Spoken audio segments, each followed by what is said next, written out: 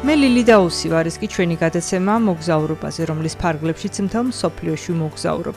ისეთი გასაოცარი ადგილების აღმოსაჩენად, რომლებიც უხვად გთავაზობს კულტურას, ფუფუნებასა და თავგადასავალს. გზად ხვდები ახალ ხალხს, სინჯავ ახალ გემოებს და სადაც კი მივდივარ, ყველგან წარუშლელი შთაბეჭდილებები მრჩება.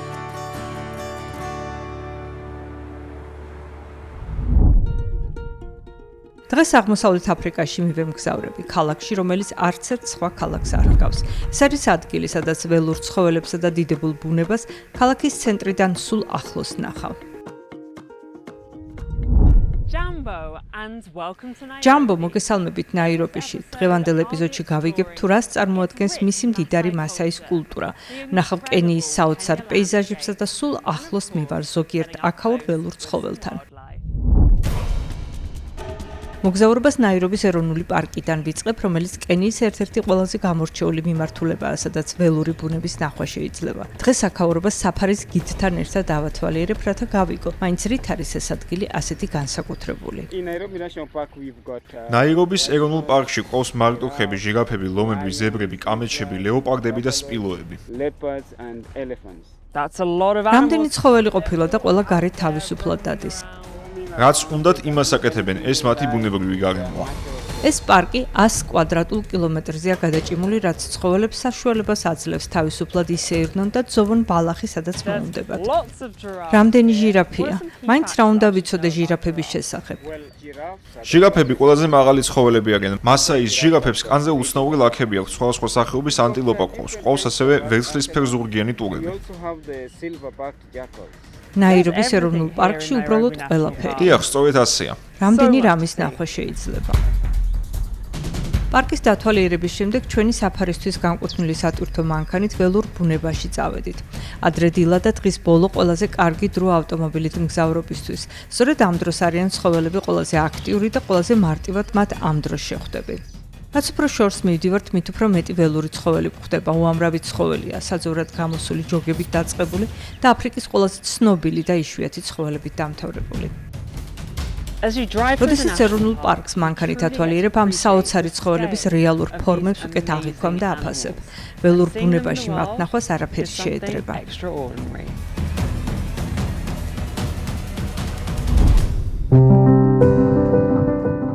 ასეთი დაუვიწყარი მგზავრობის შემდეგ ალოლო ლოჯისკენ მივდივარ, სადაც ნაირობიში ყოფნის დროს უნდა დავბინავდე. ამ სასტუმროს ერთ-ერთ მფლობელს უნდა შევხვდე, რათა უფრო მეტი გავიგო აქაურობის შესახებ. კეთილი იყოს თქვენი მობრძანება ალოლოში. ჩვენ ზუსტად პარკის განაპირას ვართ, ამიტომ საკმაოდ უნიკალური მდებარეობა გვაქვს. აქ პირდაპირ აეროპორტიდან შეგიძლია მოხვიდე და ნახევარ საათში უკვე ცხოველებს ნახავ, ჟირაფებს, მარტორქასა და ლომს შეხვდები. ასე რომ დიახ, ძალიან გაგვიმართლა. ჯიმთან შეხვედრის შემდეგ ცოტა ხანს დამოუკიდებლად დავათვალიერე სასტუმრო. ეს ადგილი ბუნებაში ჩაფლული ნამდვილად მშვიდი და მყუდრო სავანია. თუ ქალაქს გინდა გაერიდო. ეს სასტუმრო ძველი კენიური სახლი იყო, რომელიც გაარემონტეს და გააფართოვეს. თითოეული ოთახი განსაკუთრებულია და ავთენტურობის განცდას ქმნის. სასტუმროს ფერმაც აკრავს, სადაც ზრდიან შინაურ ცხოველებს შიდა რესტორნებისთვის. დაი ფერმაში ვართ, სადაც ჩვენს ირგვლივ შინაური ცხოველები და ფრინველები არიან. მოდი ქათმებით დავიწყოთ, რამდენი ქათა მიყავთ? რამდენიმე ათასი ქათა მეაქვს, კვერცხსაც დებენ და ხორცსაც იძლევიან. და რა თქმა უნდა, მეწველი ძროხებიც ყავთ. მეწველი ძროხები გვაძლევენ რძეს, იოგურტსა და კარაქს, ყველა სახეობის ბოსტნეული და ხილიც გვაქვს, სოკოს სათბურიც გვაქვს. ერთი სიტყვით ვცდილობთ, რაც შეგვიძლია ყველაფერი გავაკეთოთ. ფერმა მცირე მანძილით არის დაშვერებული სასტუმროდან და სავსეა თავისუფლად მონავარდე ცხოველებით. ახლა როცა საკუთარი თვალით ვნახეთ, საიდან იღებს რესტორანი ინგრედიენტებს, დროა გემოც გავუსინჯო. ინებეთ, ჩვენი ფერმიდან პირდაპირ თქვენს თებშზე მოხვდა. დიდი მადლობა, გემრიელი ჩანს. აქაური საკვები ისეთივე გემრიელია, როგორადაც გამოიყურება და ძალიან მინდა გავიგო კიდევ რისი შემოთავაზება შეუძლია კენიას. მეორე დილას ნაირობის ცხოველთა თავშესაფრისკენ გავემართე, რომელიც ნაირობის ეროვნულ პარკშია გახსნილი. უფრო მეტი რომ გავიგო, ერთ-ერთ უფრო ზედამხედველს უნდა შევხვდე. თავშესაფრის გახსნის მთავარი მიზანი ის იყო, რომ გვეზრუნა იმ ავადმყოფ, დაჭრილ და დაობლებულ ცხოველებზე, რომლებსაც ველურ ბუნებაში პოულობენ. ეს ადგილი მათთვის ერთგვარი თავშესაფარია, სადაც შეუძლიათ გადარჩნენ. თავშესაფარი რამდენიმე ვოლიერისგან შედგება და თითოეულში განსხვავებული სახეობისა და საჭიროების მქონე ცხოველები არიან მოთავსებული. ლომები ტყვეობაში უფრო დიდხანს ცხოვრობენ, რადგან მათზე ზრუნავენ და კვებავენ. როდესაც ავად ხდებიან, ვხედავთ და ვმკურნალობთ. ზოგიერთ ცხოველს ბოლოს ბუნებაში ან ნაკრძალში აბრუნებენ, სხვები კი სამუდამოდ თავშესაფარში რჩებიან, რადგან მათი ბუნებაში უსაფრთხო დაბრუნება შეუძლებელია.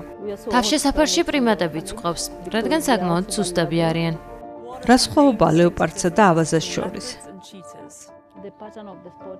განსხვავებული ფორმის ლაქები და სხეულის ზომა აქვთ. ლეოპარდი უფრო დიდი იზრდება ვიდრე ავაზა. ამ თავშესაფრის ბინადართაგან ბევრი აქ იმიტომ მოხვდა, რომ დაშავდა ან მიატოვეს. გავიგე ლომმა დაგაზიანა, ახლა ნამდვილად საუკეთესო ადგილას ხარ.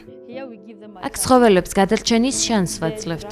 ის ჟირაფი რომ მოიყვანეს დაახლოებით 2 კვირის იყო. ეს კი მიტოვებული იპოვეს და აიყვანეს. დედამ მიატოვა. ჟირაფი ჩემი საყვარელი ცხოველია, ამიტომ ამ პატარა ბოჟიკს რომ ვაჭმევ, ეს ჩემთვის განსაკუთრებულად სამახსოვრო წუთებია. როგორ მოშიებია? ხელი მაგრად უნდა მოუჭირო საწოვარას, რომ არ დაგივარდეს. აქ მოხვედრილ თითოეულ ცხოველს თავისი ისტორია აქვს და მე საოცრად მსიამოვნებს მათთან ახლოს მისვლის შესაძლებლობა რომ მომეცა. მახლობლად ნაირობის საფარის ბილიკი ტურისტებს კენიის ბუნების გაცნობის კიდევ ერთ გზას თავაზობს. აქედან ბილიკი მაღლა ადის და სტუმრები ბუნების სიღრმეში შეჰყავს. აი აქ არის თეთრი მარტორქა. თეთრი კანის ფერის გამო კი არ ჰქვია, არამედ პირის განსაკუთრებული ფორმის გამო. ბრტყელი პირი აქვს, რაც ძოვას უადვილებს. თითოეულ სახეობას თავის გადარჩენის საკუთარი გზა აქვს. ჩემმა სტუმრობამ თავშესაფარში კიდევ ერთხელ დაამტკიცა, თუ როგორი ძვირფასია კენიის ველური ბუნება. კენია მთელ მსოფლიოში განთქმულია ყავით. ამ ყავის პლანტაციაში, რომელიც ერთ ოჯახს ეკუთვნის, ყავის მოყვანის ტრადიცია თაობიდან თაობას გადაეცემოდა. მე უნდა შევხვდე ჯეფრი კეთის, რათა გავიგოთ, როგორი უნდა იყოს საუკეთესო ფინჯანი ყავა. მოგბრძანეთ ჩვენს ყავის ხეების სანერგეში. თუ ყავა მოკავს და არ გაქვს საკუთარი ადგილი, სადაც შეგიძლიათ დააკვირდეთ და შეისწავლოთ, თუ როგორ იზრდება ნერგი, მაშინ აქ ყავის მომწევი ფერმერი გქვია. გესმის? სწორედ აქ იწყება ყველაფერი. ამ ფერმაში 2 სახეობის ყავა მოჰყავთ, რომლებიც კენიის კლიმატს უძლებენ. მაინც რამდენი დრო სჭირდებათ ამ საოცარ ნერგებს, რომ ნამდვილ ყავის ხეებად იქცნენ? ამ ნერგებს 3 თვე უნდა. ნერგებს ბოლოს პლანტაციაში რგავენ. გადარგვიდან კიდევ 5 წელი უნდა გავიდეს, რომ ხარისხიანი მარცვლები მოისხან. კენიაში მოსავლის აღება წელიწადის 2 პერიოდში შეგვიძლია. აპრილ-ივნისში და მერე ოქტომბრიდან დაწყებული დეკემბრის შუა რიცხვების ჩათვლით. ყავის მმართველს 6 თვე უნდა ბოლომდე რომ დამწიფდეს. ამ საოჯახო ფერმაში დაახლოებით 150 ყავის ხე დგას და თითოეულს გულმოდგინედ აკვირდებიან, რომ დაავადება არ გაუჩნდეს. ფერმაში უკვე გავიარე და როგორც ნახეთ, ზოგიერთ ხეს მწიფე ნაყოფი ასხია, მაგრამ ასეთი ბევრი არ არის. დღეში 10 კილოც რომ მოაგროვა, მერე გასაშრობად აწყობ. გაშრობას დაახლოებით 28-30 დღეს შეგდებათ. ამის მერე გადავარჩევ მარცვალს, რომელსაც ვუწოდებთ მბუნის. ეს არის ყველაზე უვარგისი ხარისხის მარცვალი. თავადაც ხედავთ, როგორი წვრილია ზოგი მარცვალი. The real bottom quality. You can even see some of the cherries are small.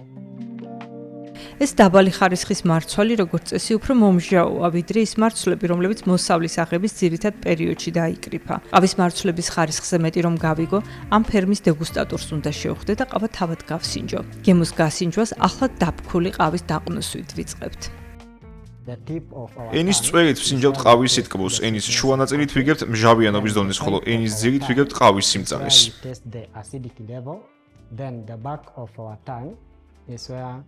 You taste the bitterness of your coffee. ყავის დეგუსტაცია გუნდს ეხმარება გადაწყვიტოს, რომელი პარტიაა უკვე ვარგისი. დეგუსტაციის შემდეგ ყავის მარცვლებს სულ სხვა გემოს ვატან ფერმის რესტორანში, სადაც კერძების მომზადებისას ყავას იყენებენ. ყავა აქ ყველაფრის სული და გულია.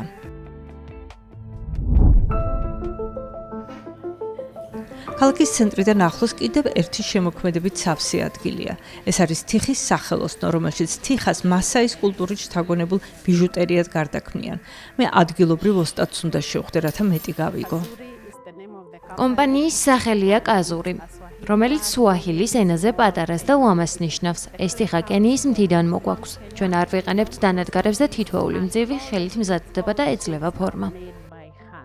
ეს სახელოსნო ადგილობრივ ქალებს კვალიფიციური სამუშაოს შესრულების საშუალებას აძლევს და თითოეული მძივი მშვენიერ და შინაარსიან ფორმას იღებს. მძივების დამზადების პროცესი მძივების გამოძერწვით იწყება.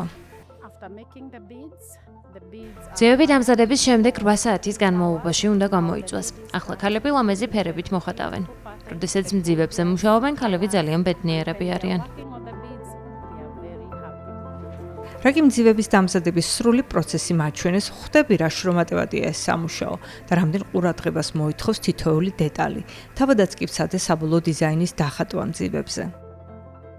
შვენიერია ხედავ, სწორედ ეს აკლდა ჩემს ჩაცმულობას დღეს. სახელოსნოს დათვალიერების შემდეგ დროა საქმეს მოვკიდო ხელი და მძივების შერჩევა დავიწყო. აი, აქ მშღავდება ჩემი შემოქმედებითი ნიჭი, არა? დიახ, აქ შემოქმედებითი ნიჭი საჭიროა. რა დიდებული გამოვიდა.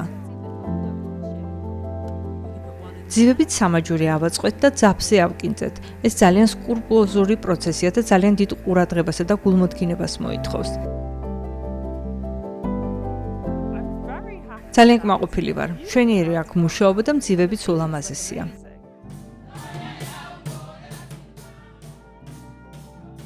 კენიაში ჩემი ვიზიტის ბოლოს ქალებმა ტრადიციული კენიური ცეკვა გამართეს და მეც სიამოვნებით შეუერთდი. კენია მართლაც განსაკუთრებული ადგილია ფერებითა და შემოქმედებითი ნიჭით სავსე. ამ შთაბეჭდილებას ადვილად ვერ დავივიწყებ.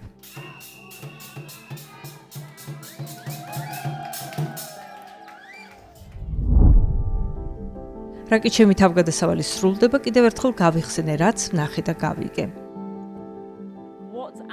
ნაირობიში მართლაც წარუშლილი შთაბეჭდილებებით ავივსე. იქნებოდა ეს ველურ ცხოველებთან შეხვედრა, კენიური ყავის ამბავი, თუ მასაის კულტურასთან ზიარება. აქ კიდევ უამრავი რამ არის სანახავი, მაგრამ ახლა უკვე ჩემი შემდეგი თავგადასავლის დროა.